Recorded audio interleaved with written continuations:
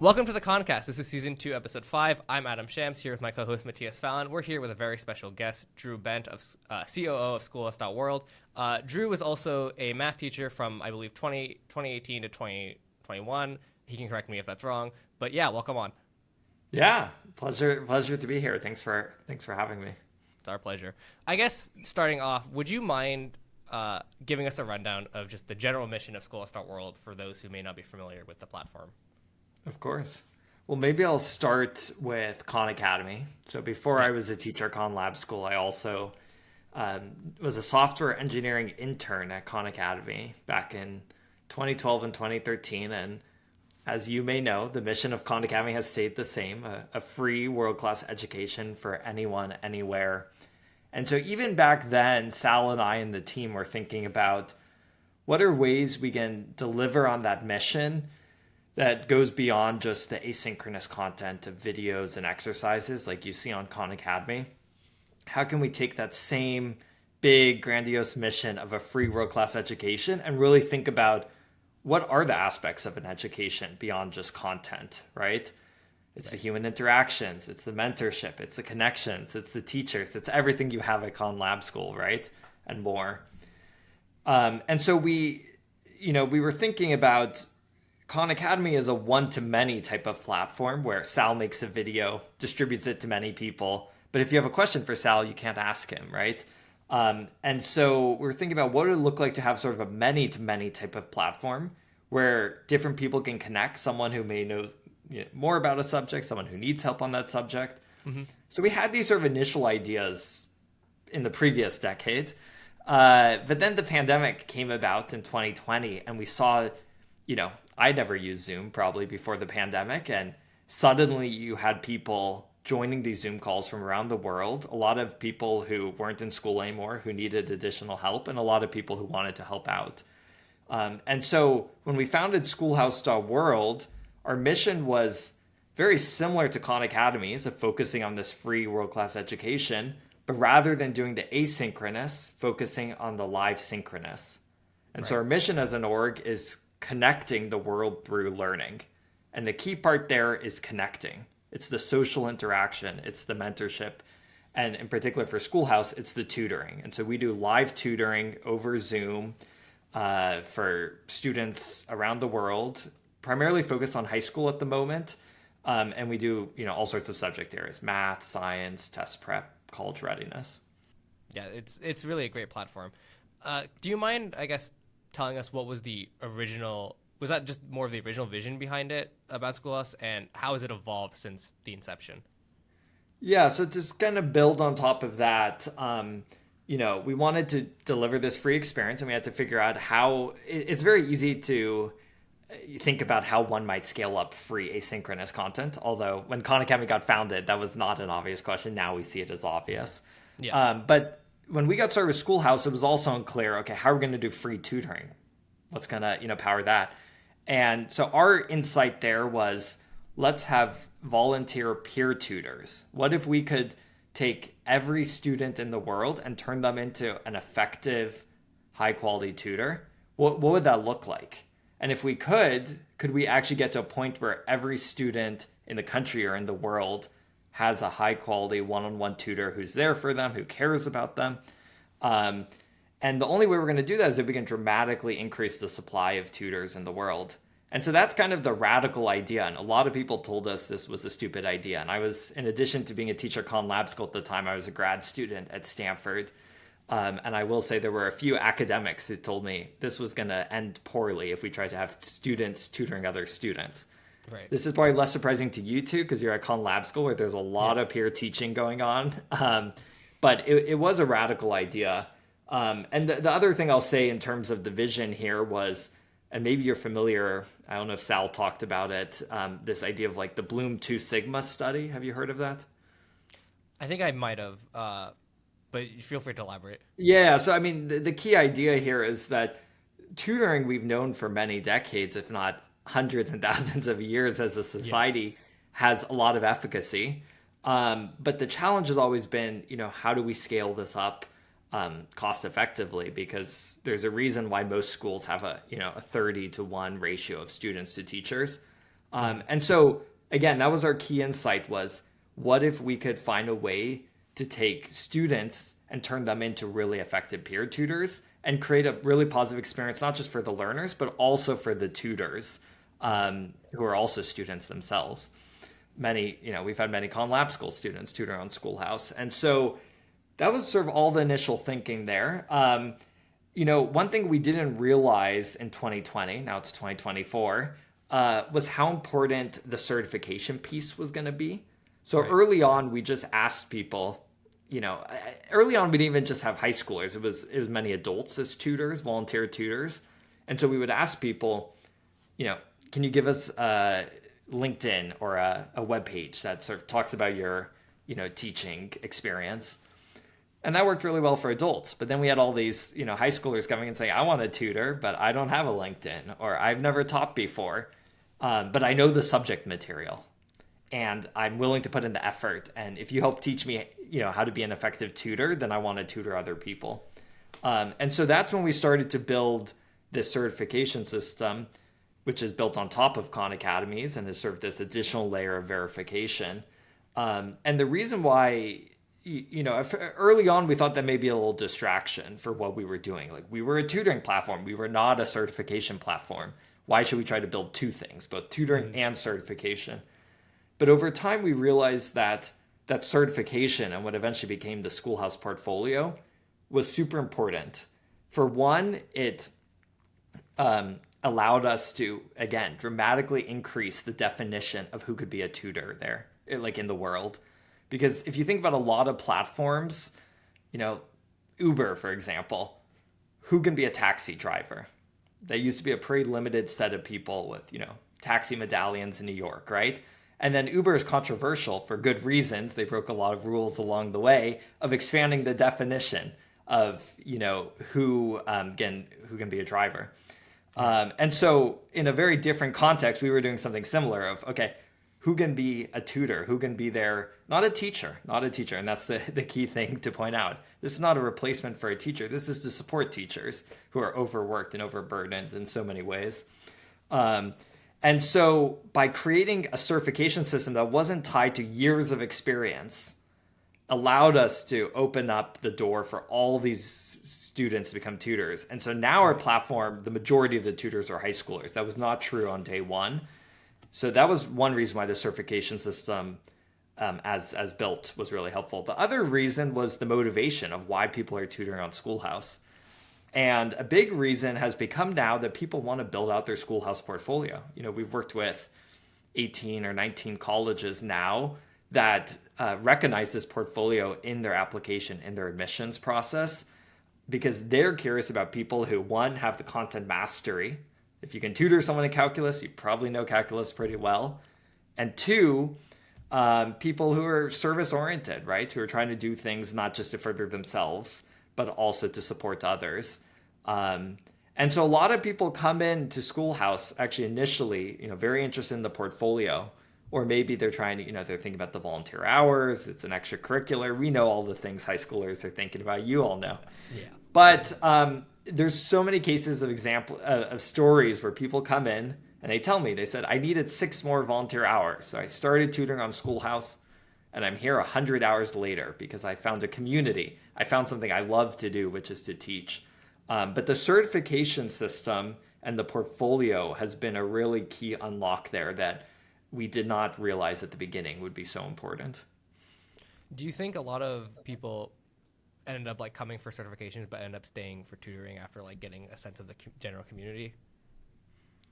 I think so. And our journey we often talk about is, you come to learn, then you can certify, and then you can tutor. And a lot of people everyone goes in that order. Some people, they immediately know they want to tutor. And so they're kind of a learner for just a day or two. And then they immediately get a certification on the platform, and then they become a tutor. But we have a surprisingly large number of people. We were looking at this recently, easily something like 1,000 people who were initially a learner on the platform doing some learning. Then they learn the material, they could get certified, and then they start to tutor in the subject that maybe initially they had been learning in.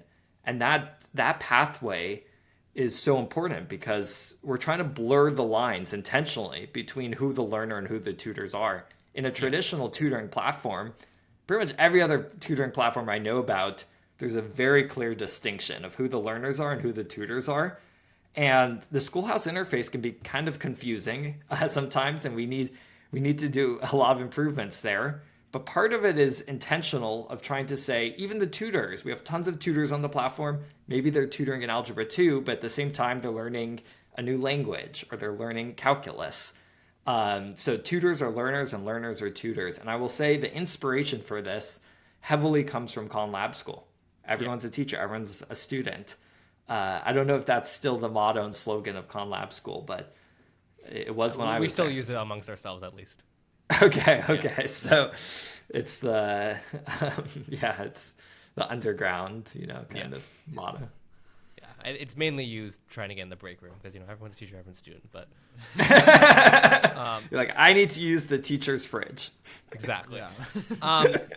I'm also curious, what strategies are in place to reach students in more underserved or remote areas who might not have the most reliable internet access? Yeah, it's in some ways the most important part of the work we do is, there's two levels to it. And I think this is true for any nonprofit or impact-oriented organization in the education space. One is, let's make it available for free or low. In our case, for free. For many organizations, it's low cost. But in the first place, that's step one. Is can we figure out a way to recruit all these tutors, train them, turn them into effective tutors, so that we can have this free, high quality tutoring offering. But then step two is, how do we make sure that low income students who don't normally have access to high quality tutoring are the ones who are using this, that they know about it, that they can find it, that they can access it. That second part is much harder. The first part's already really hard, but the second part is where we have started to do a lot of partnerships with other organizations. So we've worked with state departments of education to reach out to some of the most rural school districts. I was just hearing a story this week of a school, I think it's a school with 8 students in it, very rural. And the rural thing is very interesting as well, because that's a great example where if you're in a rural area with a very small school, you probably don't have someone who can teach you calculus, right? Right. It's shocking how many students don't have calculus classes offered at their school, pre-calculus classes offered at their school. So remote really unlocks that part of it. But the internet, the connectivity is huge because that's the foundation for Wikipedia, Khan Academy, Schoolhouse, all of these things.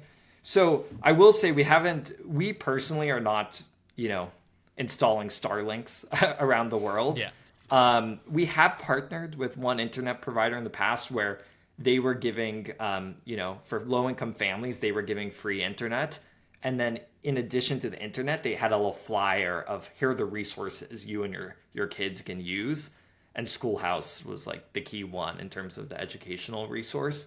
So we're not the internet organization, but we sometimes have done some collaborations there. But I will say I'm very optimistic if you think about this, even phone connections, whether it's in US or India or other countries, how many people are getting connected online, things like Starlink as well. So you're starting to see much more connectivity. We still have a significant portion of the population that's not connected. But you can have a phone, you can be joining a Schoolhouse tutoring session. That's the goal. And so the hope is over the next 20 years, everyone is connected. What are some measures that are being taken to support students with diverse learning needs and different abilities? Yeah, that's a key part of why we have tutors in the first place is, if you go to other content online or a textbook or something, it's kind of taught in one way. There's sort of one way to think about it. And so we have people across all sorts of spectrums in terms of their learning styles and their learning needs, both as the learners, but also as the tutors. And that's really key because if you have a tutor who understands your background and your particular needs, that's really important. Yeah. I will say there's a lot more we can do in this area. We have general accessibility on the platform, and then there's the accessibility tools within Zoom. One sort of key one that don't think it's enough attention for its ability to help people who are like English as a second language, or have other sorts of things where it's helpful to have captions. Captions are really, like, live transcripts are really, really Right. helpful for a lot of students. We get that feedback a lot. Maybe they're not processing the audio as well, like even if English is their first language. So seeing some of those tools, like we give tutors kind of a module on how they can, make sure that they're using all the tools to support their learners' needs.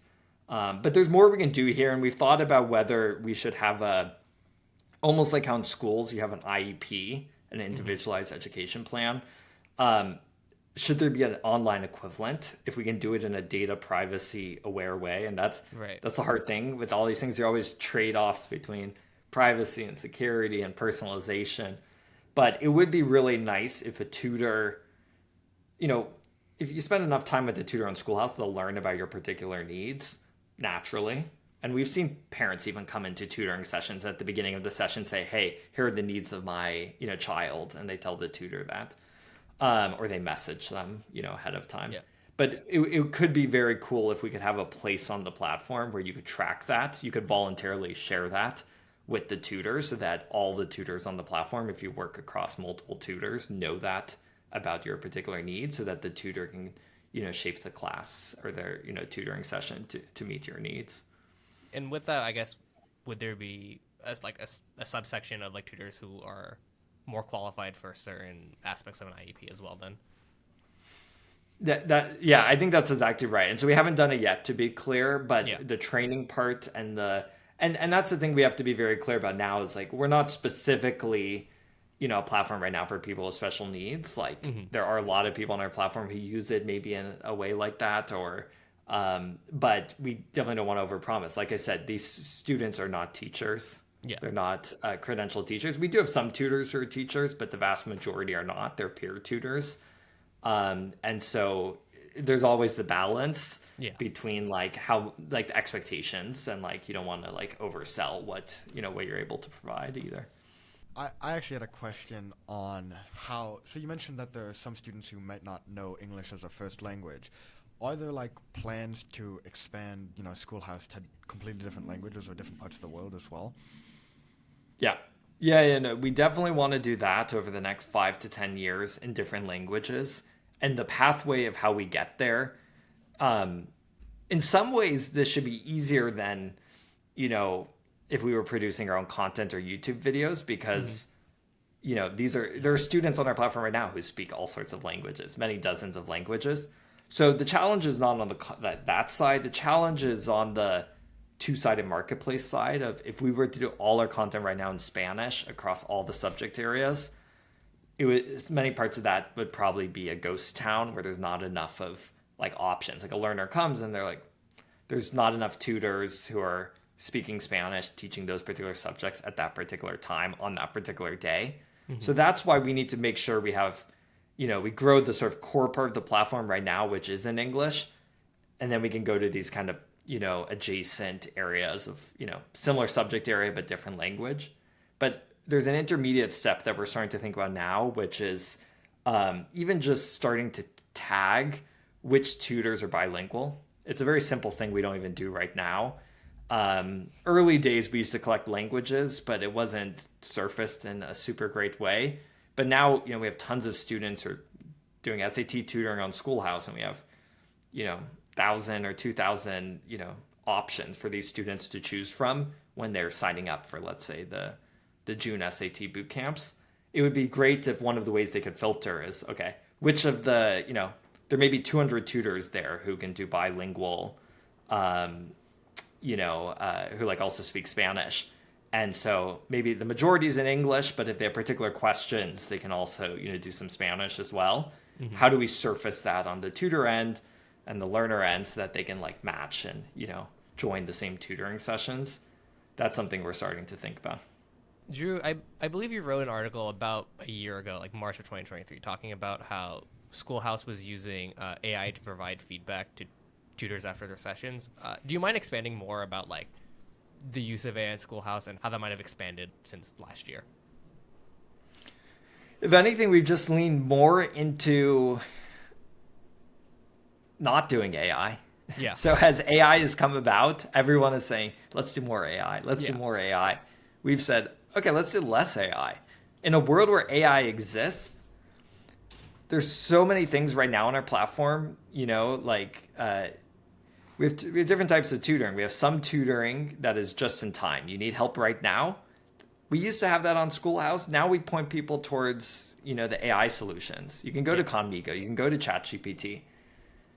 So we can actually take those things away. Like we used to have sort of a live help offering on Schoolhouse. We don't have that anymore because there are other ways to do that. And then we've actually leaned more into the uniquely human parts of Schoolhouse, which have been the relationships, the continued, meeting with the same tutor every week and having that accountability there of someone who cares about you, who's thinking about, are you, reaching your goals, your learning goals. And so it's in sort of a, counterintuitive way. As more AI comes about, we have started to really understand what our unique strength is as an organization. And I think what people are really craving are those human interactions. Mm-hmm. And so we do use AI in one way, which you were alluding to, but the way we use AI right now is in service of that, of the uniquely human parts. And that's what I'm starting to see a lot with AI. And I think Conmigo is the same. Like the way that a lot of people are using Conmigo right now in AI are teachers using it to build better activities for them to use in class to better engage with the learners, right? Or, students, you all are using Conmigo, to like ask some questions, and then the teacher is able to like figure out what, you've been doing with the AI so that they can then engage in a one-on-one conversation with you like they wouldn't be able to otherwise. Right. I mean, as an aside, I would love to circle back to this and hear about how you all are using AI right now. But so we're trying to do our version of that, which is an extension of what we were talking about a year ago, but now we built it out further, which is using AI to give tutors feedback on how they can have even stronger interpersonal interactions in their tutoring sessions. Mm-hmm. And it's kind of, again, wild, but we are using AI to say, hey, you're in lecture mode. In the last tutoring session, you as a tutor were just lecturing. That's not leaning into the uniquely human element. What if you took, what you were saying, and instead of putting it all in terms of, statements and lecturing, you framed it as questions, you Socratic dialogue, you asked your learners. And the AI is really good at that, sort of coaching the coaches, coaching the tutors, coaching the teachers, being their co-pilot. And I think students are also using it. On our case, they're not using AI on the platform from the student perspective. Again, we point them to other resources out there like Conmigo, ChatGPT, Google, all of those things. But I think you're sort of seeing this co-piloting thing where you see it on both the learner end and the tutor end. And then when they come together, they focus on the things that, will always be the sort of essentially human parts of education. And then the AI, if anything, is just like augmenting that part of the relationship. Yeah.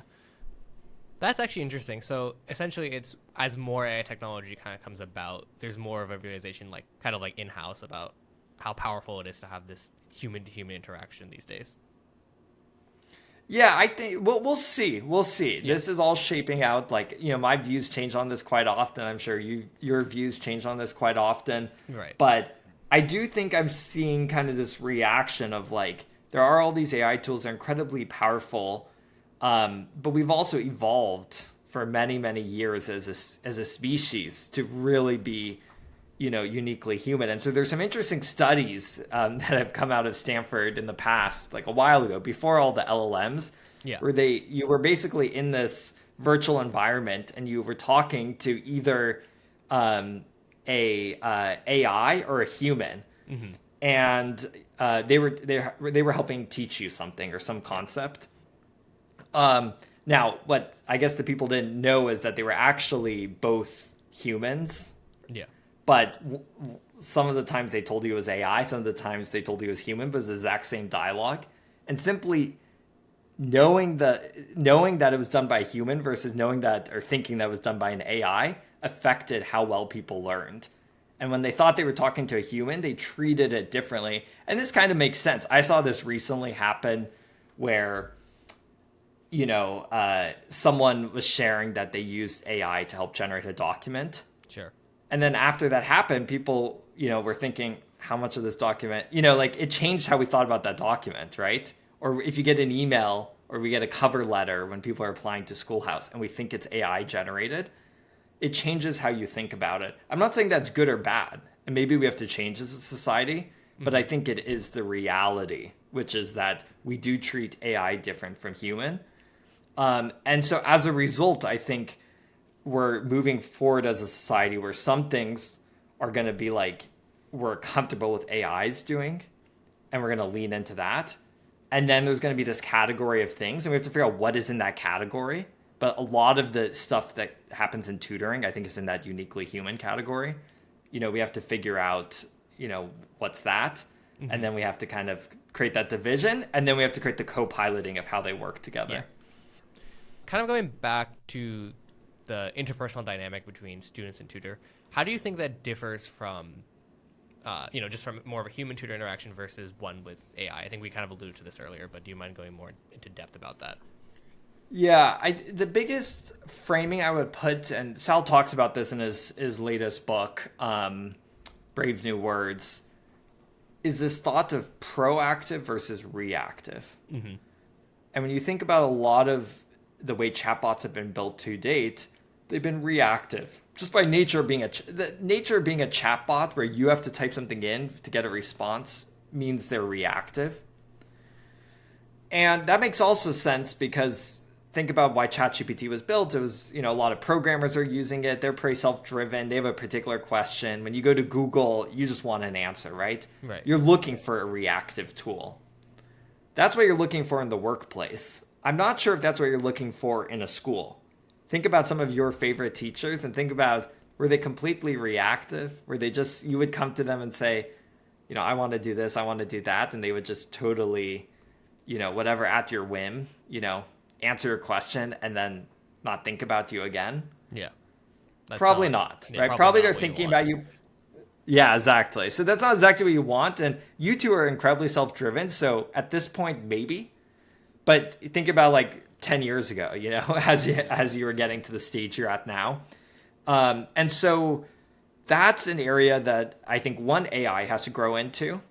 Of like, what does it mean for a tutor to reach out, your AI tutor to reach out and say, hey, you didn't make it to your last tutoring session with me, and it's been a while since you've been using me. And but again, it's not all going to land exactly right. Maybe we can follow the model of like a Duolingo. They're really good at the gamification and making you feel, embarrassed that you haven't been opening up the app. But it's definitely a different type of, it pulls on a different part of your brain or your heart than a human would.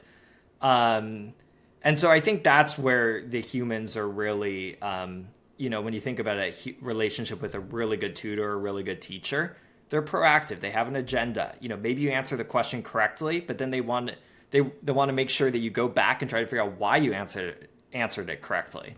They're not just at your whim, right? Right. And so I think that's the big gap right now between the chatbots and the, an actual tutor or teacher. Yeah. Sorry, I'm just thinking about like Schoolhouse, but like the Duolingo owl just like harassing you for not going to a tutoring session or something. Like that as a thought is just funny to me. Yeah. Right now, the way it manifests itself on Schoolhouse is if you start meeting repeatedly with a tutor in a small group session, you kind of know, and they know your name and they're wondering where you were last time and why you missed the last session. There's kind of that guilt and kind of that relationship you built. So that's, I think, how it manifests right now on Schoolhouse. Yeah. I'm more curious about what would your advice be for someone who probably wants to start tutoring, but they're not confident on like how to go about it? Come to Schoolhouse? No. Let's see. There's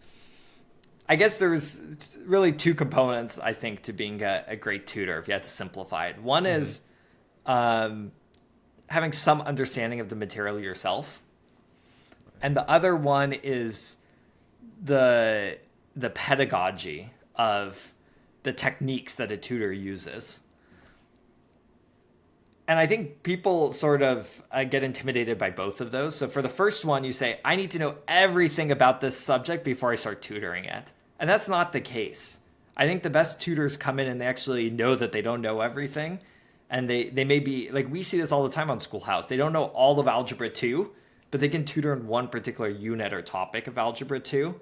Think about what you learned. Like maybe you're struggling with something right now, but think about the thing you learned like a few months ago.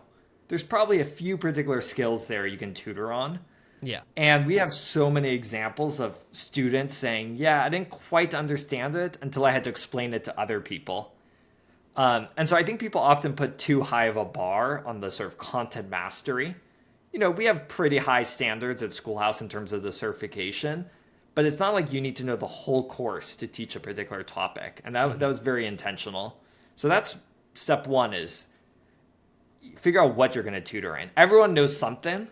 Maybe you have to go back a year or two in terms of the material, but there's something you can tutor in. Or maybe you don't feel so great about science, but you're a really good poet, so you can tutor in poetry, right? So figure out what is something you can tutor in, and don't hold yourself to an unreasonable standard. The second part is how you tutor. And I think some people there may say, oh, I have to become a teacher. I have to go to years of school to figure that out. But we found that even 1 to 2 hours of training can turn you from where we all start out, which is a pretty mediocre tutor, to a really effective tutor. 1 to 2 hours. It's incredibly short. And it really just comes from helping you identify misconception of what tutoring is. Tutoring is not explaining.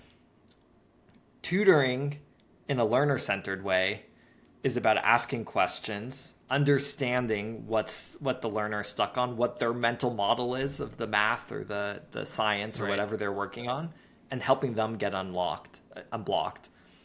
And if you know the material, it's very easy to then want to go into lecture mode. And so what we're really trying to do with all of the tutors on Schoolhouse through our training, and if you go through Schoolhouse training, you'll see that it's really indexed on this idea of how do we go from this kind of lecture mode to more of an active learning mode, where I, as the tutor, help direct the learner on their own learning journey.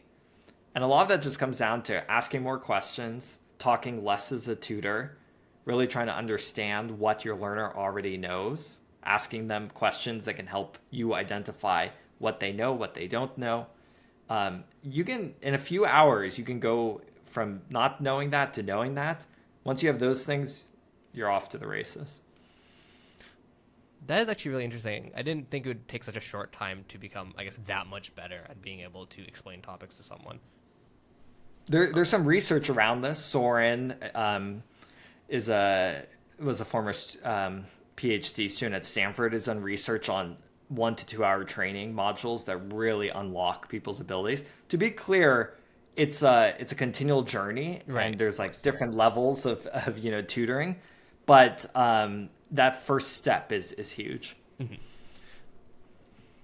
Going back to more of the certification side of Schoolhouse, how do you guys handle cases of, I guess, academic dishonesty or general misuse of the platform?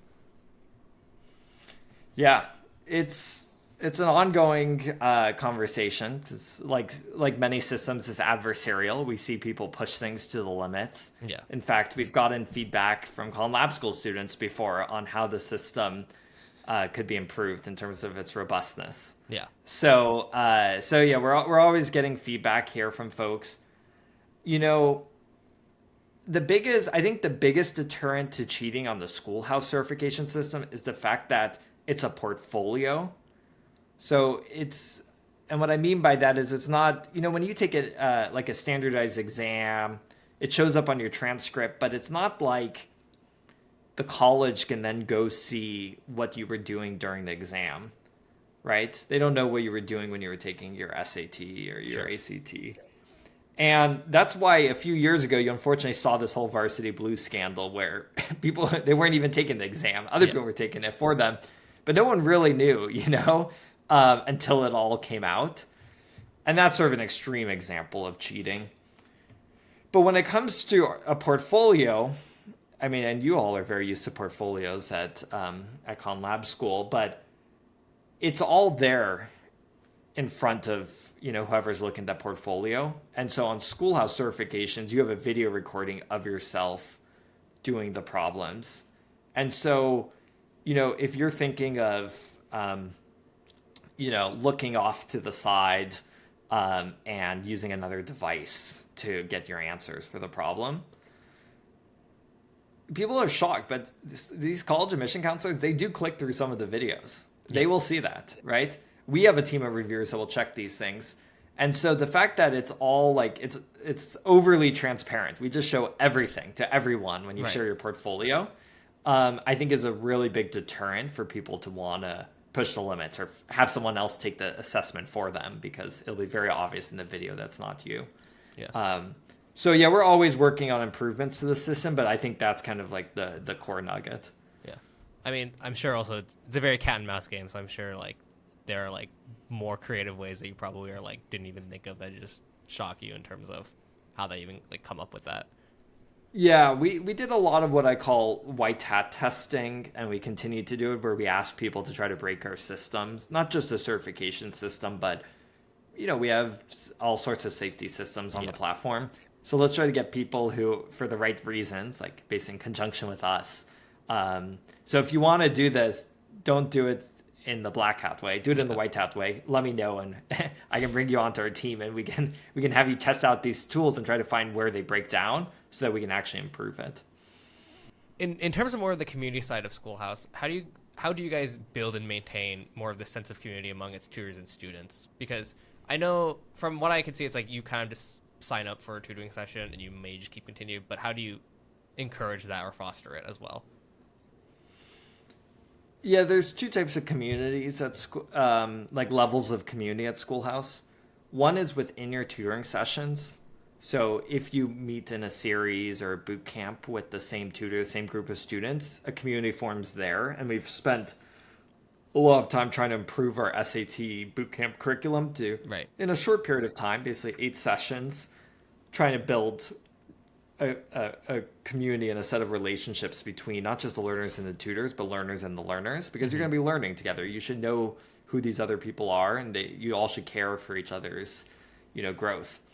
So that's like the micro community. And then there's the macro community, which is knowing other tutors on Schoolhouse, even if you're not in the same tutoring session as them, or knowing other learners and feeling like you're part of this broader community.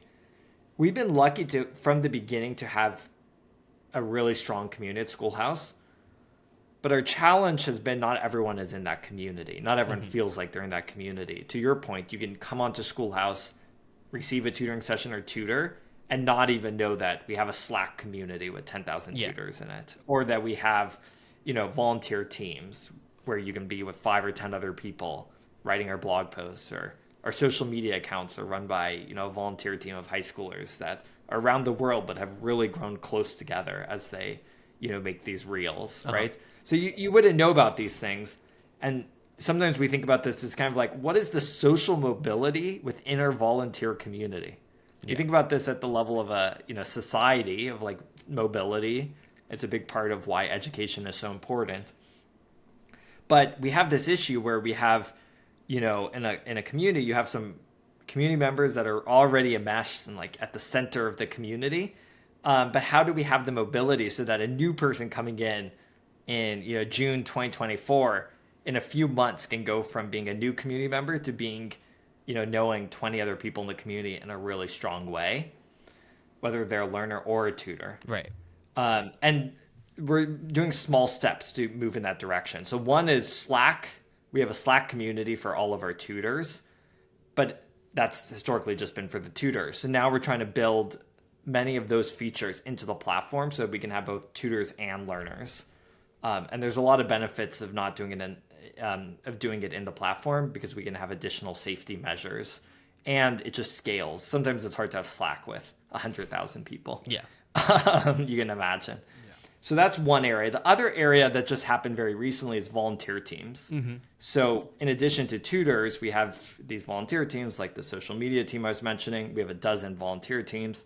And it used to be very hard to figure out how to apply to a team, how to get on a team. Every team had its own system. They all had some form of application process, but it was at different times. now James on our team has done a great job of saying, okay, every 6 months we're going to recruit. It's like every semester, basically, in the same way you would, join a club at school. We're going to have volunteer teams at Schoolhouse recruit. It's all going to be in the platform. We're going to promote it to everyone. So it's not just if you happen to be online at that time, do you see it? But we're going to have an application period. It's going to be consistent. So these are small things that we're starting to do that are actually having a tangible impact on that mobility of, you can be a new, tutor and really feel like you're part of this strong community. In general, at least, how does Schoolhouse.world gather and incorporate feedback from its users to continuously see improvement on the platform? It's a very timely question. We're looking at other organizations right now for examples of how to be more user-centered and student-centered in our design. Yeah. So right now, we do talk to tons of tutors and students just by nature of being in a Slack with all of them and being on the platform. And we do something called dog fooding, which is common at tech companies, of eating your own dog food. Yeah. And so we ourselves tutor on the platform a lot. We review certifications. We review sessions. We write blog posts like with the blog team. We do all these things with our users so we can understand it. But at the same time, we're not students ourselves, so we're always going to have that gap. And so we do a number of user interviews. But the thing we're actually about to introduce in the coming next month or two is a stakeholder advisory council, which will be a more consistent group of people we meet with, probably both students and then also parents and teachers, so that we can get continuous feedback. Right. Because right now it's a little more ad hoc. If we're building a new feature, a new program, or a new tutoring curriculum, we will pull in 5 or 10 people who have some context on that or would have some reaction to it and then get their input. With that, what are some of the common challenges that tutors face on the platform, and how are they addressed? I think the biggest one, and I alluded to this earlier, is that the platform is quite confusing. There's so many different ways you can go through this platform. There's many different journeys. It's not like there's just one journey where you say, I come in, I want to tutor, and now I tutor. Right. Like I said, a lot of people, they get certified, then they tutor. And so this is something we need to work on over the next 6 months, is trying to, we want to give people optionality, but we also need to narrow the set of options. Unless you're a power user and you're trying to do something very specific in a certain order, we need to create these pathways of, okay, you come onto the platform, and if your main intention is tutoring, we should create a very clear journey of what that looks like. So that we can lower the activation energy to tutor. There's a lot of people who want to tutor, but they come on and it's just too complicated. So I think that's by far like our biggest growth area from like a product perspective. I will say most people's experience with Schoolhouse, though, if they can make it through that, is not the website, it's the tutoring, and that happens in the Zoom rooms. And so there, the product is really if you're a student, the product is how good your tutor is. Yeah. And that's a product of how good their training was and all of that stuff. So that stuff we're always working on, which is like, let's make sure we have a really high bar, both a floor, like a really high floor. Everyone should be at this level if they're tutoring, but also a ceiling. And we have the ceiling is very high at Schoolhouse. There are many people who, even if you had thousands of dollars to pay for a tutor, you could not get a tutor like this who, just went through got a 2400 on their SAT, understands it really well, and is able to, explain it in a way that makes sense because they're a student themselves. So I guess the takeaway from that is more of, improving yourself as a tutor, as well as kind of strengthening the UI UX experience of Schoolhouse. Those are the key ones. Yeah. Okay. I'm also curious, how do you think that educators at least can best utilize these online platforms like Schoolhouse.world to enhance their own teaching practices? I think we still need to figure it out for Schoolhouse. Sometimes it's more clear with things. So things like Khan Academy, I know teachers use a fair amount. I use Khan Academy to catch up on some material, review it, brush up all of these things. It's a little trickier as a teacher to then say, I'm gonna show up to this calculus session taught by a peer tutor to learn it myself, right? So that's not going to make sense in that context in quite the same way. One thing we think about a lot is if you're a teacher and you want your students to get tutoring on Schoolhouse, what's that experience look like? Right. And right now we haven't invested enough in that. Our experience is really direct to consumer, direct to learner.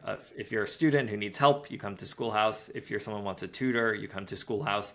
But I mentioned we want to build this sort of stakeholder advisory group to talk to more teachers, to talk to more parents, to figure out how they can best use the platform. We have a few coach tools, but they're very rudimentary. Right.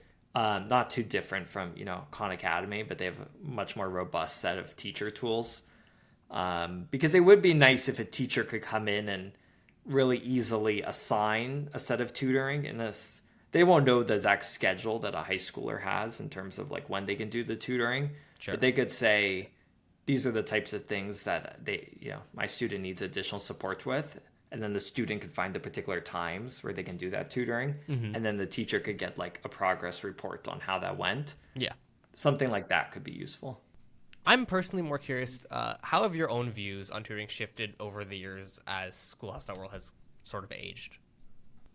I mean, this is for me and also just for the organization.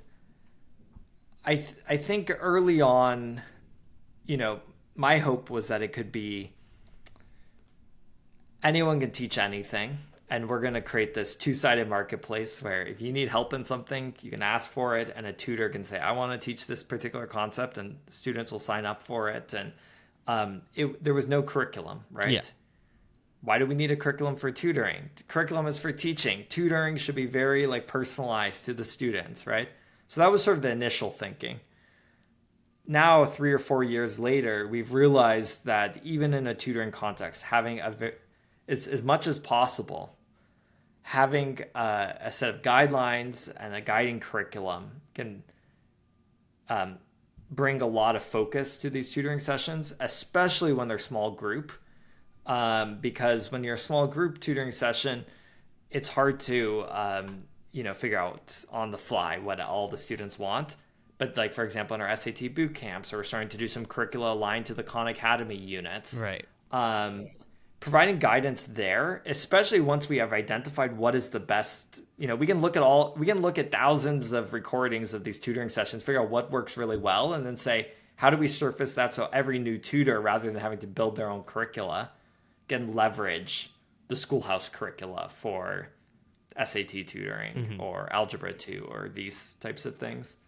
And so we have taken a more curriculum-driven approach and a more program-driven approach where you're going to sign up for this particular tutoring program. Yeah. So that's one evolution of how I and the team have been thinking about it. It's a good question. Let me think about it a bit more, but that's the first one that comes to mind. What is going back to more of the early days? What inspired you personally to get involved with Schoolhouse.world, and what keeps you motivated today in your current role? Yeah, so for me personally, my parents are educators, and so education has always been the most important thing in my life. And I think education is a great potential source of leveling the playing field, but unfortunately, it also is a great source, as it is today, of making the playing field uneven. Because it's not just about schools, it's about all the stuff that happens outside of schools. And depending on which zip codes and who your parents are and how much money they have can really shape your experience in, learning the material for classes, getting good grades, studying for the exams, applying to college, and all of these things that then, factor in later and later into life. For sure. So a lot of it stems from the schools you go to, the teachers and the resources they have, and then all the stuff that happens around the school as well. And so I grew up in Palo Alto, not too far from, you all, and went to Gunn High School. And it was a great educational experience. I had a great time. But, you can look across the Bay Area, the range of options that people have in terms of schools and all the after school stuff. And that's where I saw some of the biggest inequities occur. And so I did a lot of tutoring in person in different areas of the Bay Area as a student growing up. And so I've always been very, bullish on the potential of tutoring, but it's always felt like something you do in person next to someone and not very scalable. And so what got me excited about Schoolhouse was, and I was seeing the potential at Khan Lab School, right? Khan Lab School has this great ethos of just the humility that it takes to have this idea of peer teaching even happen. But then with the pandemic and the Zoom and all of that stuff, I got to basically scratch the other itch, which is like my engineer's mindset. And being a programmer myself, I'm always thinking about how can we scale it? How can we reach more people? How can we, go beyond just a single classroom so that, everyone can benefit from this? And so that for me is what really makes this exciting, is that I often will draw like this, when I think about where does Khan Academy, Schoolhouse, and Khan Lab School fit on a coordinate plane, I think about it with these two dimensions. So on this dimension is number of people reached, of the impact of this in terms of the scale. So Khan Academy is up here, over 100 million users. It reaches a ton of people. But then this dimension here is the depth of impact. And Khan Academy, because of its medium, is limited to a lot of the asynchronous, so videos and exercises. But if you look at Khan Lab School, it's a full-time school. A full-time school, a student is going to spend well over 10,000 hours at that school. It's huge impact on each student. And so Khan Lab School is somewhere over here. It can be very hard to scale a school, but the impact you can have on each student in that school is tremendous. And so what's very cool about working on Schoolhouse and stuff in that realm is that it's more scalable than a school, but it's higher touch than a lot of ed tech. And so we're somewhere over here, which is, we can scale to 100,000 people. And many of these people can be spending many tens of hours building real relationships and really going from a subject that they don't like, that they're not good at, to one that they really feel comfortable in. And so that's the really fun area that I get to work in, and I get to tutor myself on the platform, which is awesome. What is, like, personally speaking, what is your favorite subject to tutor? It's funny. I actually love tutoring SAT math. I find the questions really, really satisfying because usually there's like the long way to solve them, and then like there's often a more elegant way to solve them. So I like tutoring math. I also tutor something called discussions and debates on Schoolhouse, where it's similar to, Khan Lab School has some of these seminars, and Khan.world School has some of these seminars as well, where it's, you come in with a big hefty topic, like, should we have AI boyfriends and girlfriends, let's say. And what are the ethics of that, right? And so let's debate that. Let's discuss that. And let's collectively try to get to a better understanding, a better framework for how to approach the conversation. So I do that, and I love doing it on Schoolhouse because I'll often have people from like 6-7 countries in there, very different perspectives. Yeah, that would make for a lot of different perspectives. So it's super fun. Yeah. Before we let you go, is there anything you want to circle back to? I would love to hear what's top of mind for you both in your schooling experience. I mentioned sort of AI in particular, so would love to hear if like you all are using, like you personally are using it in any way. Just be honest. Yeah, would love to hear about how you're using it, and then just in general, like what's going on in your lives. Yeah, for me, we can start with the AI thing. For me, I've definitely used it in terms of if there's a project that I want to do, especially like a CS project, and I'm not like familiar with some of the tools I'll be working with, it's definitely useful. I had this project where I was trying to do like some data science on 100 million chess games. So with that, like I utilized ChatGPT to kind of like help me like set up like how I would approach this. There are times where I had to like use regex. I've never used it before, so it was very useful in terms of like learning it. So in that sense, it's been very like helpful for me to be able to do these cool things that otherwise would have taken either way too long or I would have just given up on. I don't know if you have anything to expand on that. I mean, I guess my personal use cases for ChatGPT, rather than been just like experimenting with it, as sort of like this fun little toy, seeing what I can do with it. I think I personally am very interested in, I guess, how human it can become in the future, sort of drawing the line between at what point in the far future is there going to be a separation between AI and then actual people. And then on the more useful side of things, I just use it for like menial labor where it's like, I have all these numbers, please put them in a table or organize them by this, things that I guess I could do. It just might take me 20 minutes. Yeah. And I think Very cool. I think just personally, like, I don't know, like, I'm a junior, so like just finishing up this year, so that's been fun. Yeah. And then Matt, he's a senior, so he's gonna be leaving me. He's off to college soon. Yes. So yeah. Oh wow, that's exciting. Any fun summer plans? I guess I've got a senior trip to Japan. I had to personally organize. It was a very KLS trip. not a KLS trip, my personal trip, but I think Oh, I see. yeah. I see. On He's going with a KLS's couple of side, friends, yeah. There's the seniors are going to LA. That was something that's Okay. Not quite Japan, but Yeah. still fun. but still very great. Yeah.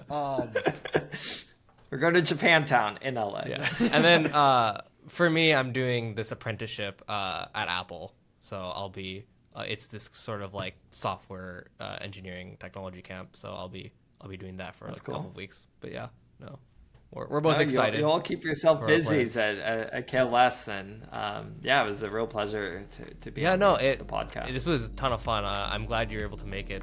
Thank you for your time, and thank you for watching the podcast. We'll see you next time. Anything you want to end us off with? Just remember, everyone's a teacher, everyone's a learner. Yeah. All right. Thank you for watching.